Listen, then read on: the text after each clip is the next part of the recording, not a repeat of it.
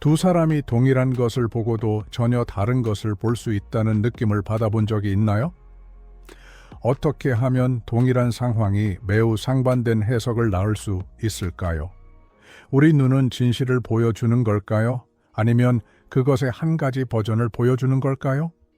두 사람이 교통체증에 갇혀 있다고 상상해 봅시다. 한 명은 짜증을 내며 핸들을 치며 늦을 것을 불평합니다.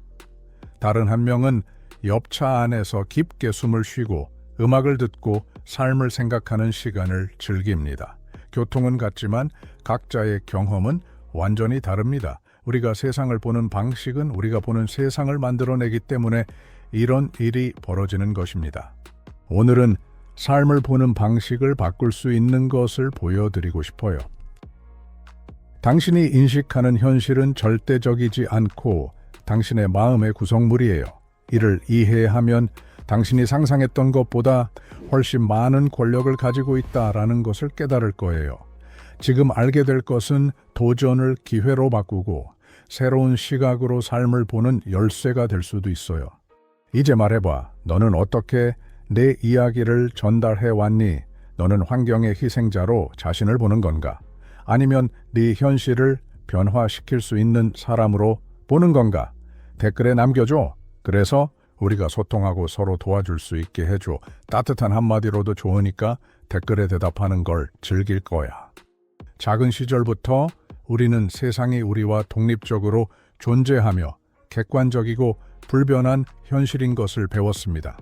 그러나 몇몇은 우리가 세상을 실제로 보는 것이 아니라 우리의 경험, 신념 및 감정에 의해 만들어진 보이지 않는 필터를 통해 본다는 것을 깨닫지 못합니다.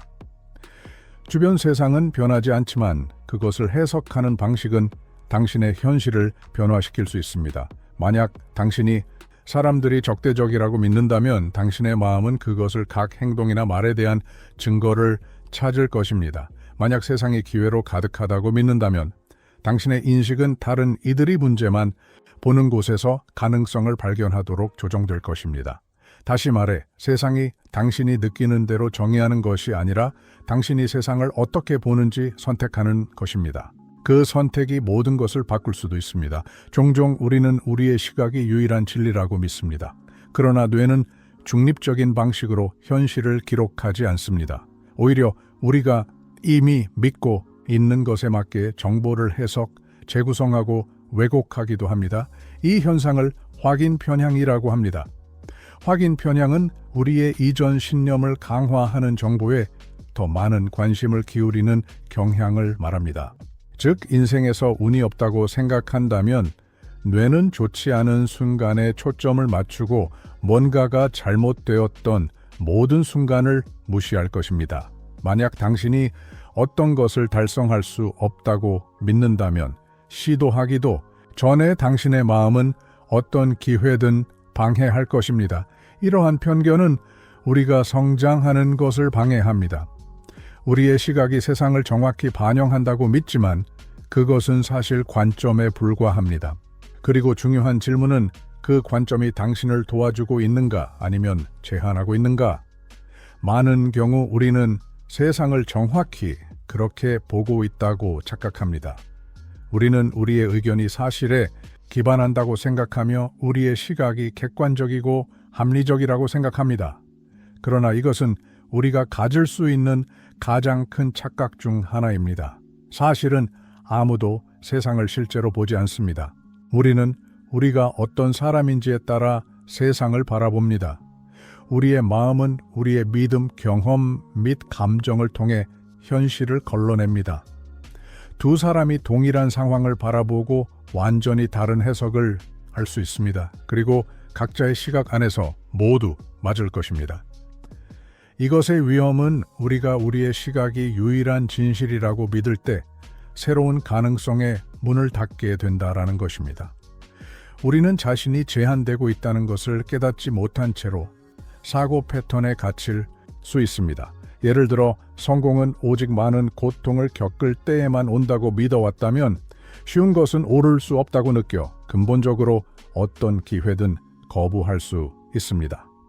돈이 사람을 타락시킨다는 말을 들었다면 자신의 본질을 잃을까 두려워하여 자신의 재정을 망쳐놓을 수도 있습니다. 세계를 어떻게 바라보는지, 그것이 저를 돕거나 제한하는지에 대해 스스로에게 물어봐야 합니다.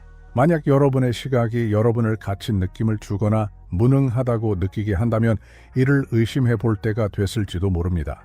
우리 자신의 확신에 도전하는 용기를 가질 때 성장이 찾아옵니다. 세상이 고정되어 있는 것이 아니라 우리가 선택한 렌즈의 반영이라는 것을 이해할 때 우리는 세계를 이해할 수 있습니다. 그러면 여러분은 오늘 자신의 삶에서 어떤 믿음과 관점을 재평가하여 새로운 문을 열 수 있을까요? 삶은 예측할 수 없습니다. 우리 모두가 언젠가는 우리가 통제할 수 없는 도전에 직면하게 됩니다. 손실, 거부, 예상치 못한 변화. 종종 우리는 이러한 사건을 피할 수 없지만 항상 우리 손에 있는 것이 있습니다. 그것은 우리가 그것들을 어떻게 바라보는지입니다. 두 명의 사람이 같은 경험을 한다고 상상해 보세요. 해고당하는 것. 첫 번째 사람은 피해자로 자신을 보며 자신이 충분히 좋지 않다고 믿고 낙담에 빠집니다. 두 번째 사람은 처음에 놀랐지만 이를 운명에 밀어주기로 여기며 더 나은 것을 찾거나 심지어 사업을 하는 기회로 받아들입니다. 사건은 같았지만 각자의 삶에 미치는 영향은 완전히 다르게 나타납니다. 이것은 우리에게 큰 진실을 보여줍니다. 사건들이 우리의 삶을 정의하는 것이 아니라 우리가 그에 대해 전하는 이야기가 중요합니다. 어려움 앞에서 이것은 불공평해, 아무것도 제대로 되지 않아 라고 생각하면 마음은 그 아이디어를 확인할 증거를 찾고 낙담할 것입니다. 하지만 반면에 이것으로 무엇을 배울 수 있을까? 이 상황을 어떻게 긍정적인 것으로 넌 바꿀 수 있을까? 라고 말한다면 마음은 새로운 가능성을 보게 될 것입니다. 인생을 해석하는 방식은 우리의 감정, 결정, 그리고 결국 우리의 운명을 형성합니다. 그리고 이 모든 것의 가장 놀라운 점은 무엇일까요? 이 해석은 우리의 통제 속에 있습니다. 도전을 장애물로 볼지 기회로 볼지 선택할 수 있습니다. 과거를 짐으로 보건가 배움으로 볼 수 있습니다. 현재를 짐으로 보건가 새로운 기회로 볼 수 있습니다. 위대한 리더, 기업가 및 극한 도전을 극복한 사람들은 한 가지 공통점이 있습니다. 어려움이 그들의 운명을 결정하게 두지 않았다는 것입니다. 그들은 오히려 다른 사람들이 장애물을 보는 곳에서 기회를 찾기로 선택했습니다. 토마스 에디슨은 전구를 발명하기 전에 1000번 이상 실패했습니다. 그 실패에 대해 물었을 때 그는 대답했습니다. 나는 1000번 실패한 게 아니야. 그는 작동하지 않는 수백 가지 방법을 발견했다라고 말했습니다. 그는 각 시도를 실패로 볼 수도 있었지만 각각을 배움으로 간주하기로 선택했습니다. 나치 집중교정에서 생존한 정신과 의사인 빅토르 프랑클은 목적과 의미를 가진 채로 싸움을 계속하는 죄수들이 더 많은 생존 기회를 가졌다는 것을 깨달았습니다.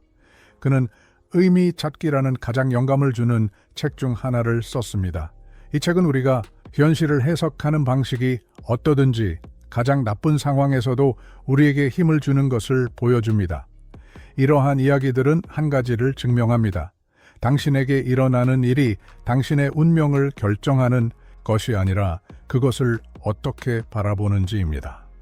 기회를 찾아내는 마음을 훈련하는 것은 근육을 강화하는 것과 같습니다. 연습, 일관성 및 옛날의 패턴을 바꾸기 위한 의지가 필요합니다.